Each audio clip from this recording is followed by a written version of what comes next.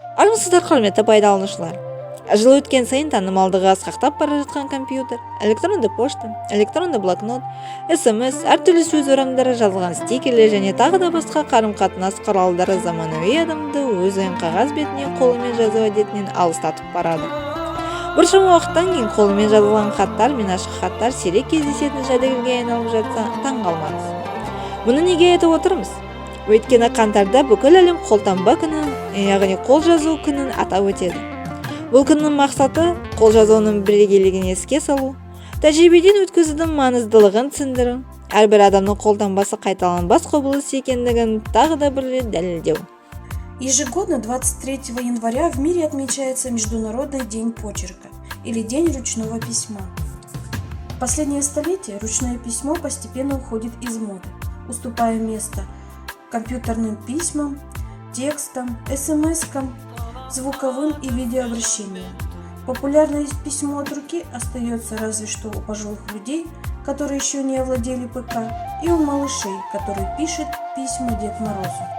Не исключено, что в недалеком будущем письмо или открытка, написанная от руки, станет не просто редкостью, но и желанным приобретением.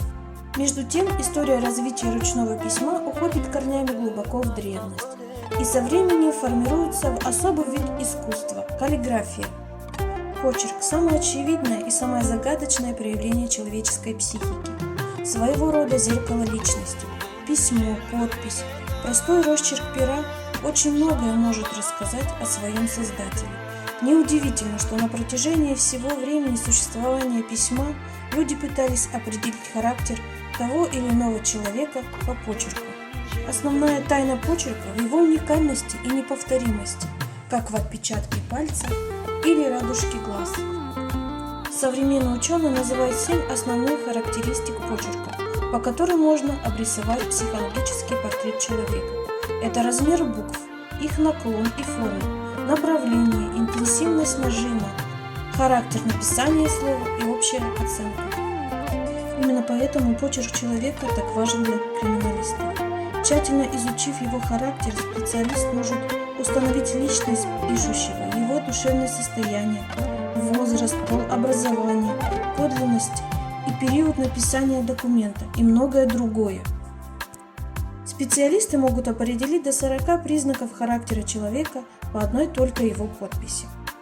Каждый из нас придумывает подпись сам, но эти графические импровизации довольно точно отражают свойства натуры и позволяют составить портрет личности. Например, если конец подписи направлен вверх, то каждый графолог и криминалист скажет, что в характере человека преобладает оптимизм.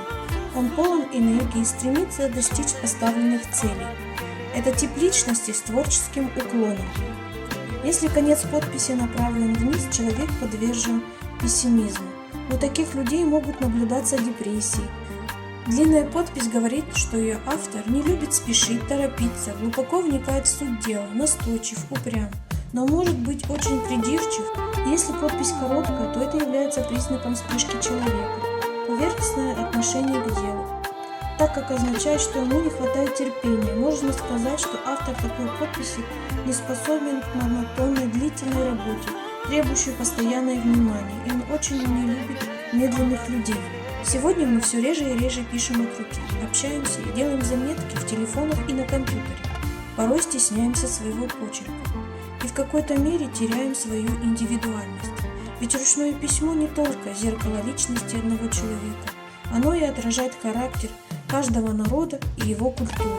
И, наконец, письмо, открытки, написанные от руки, хранящие тепло и настроение, и душу человека, который их написал. Так давайте же передадим свое тепло и настроение души, написав тем, кто нам дорог, и заодно проверим, что скрывает наш почерк.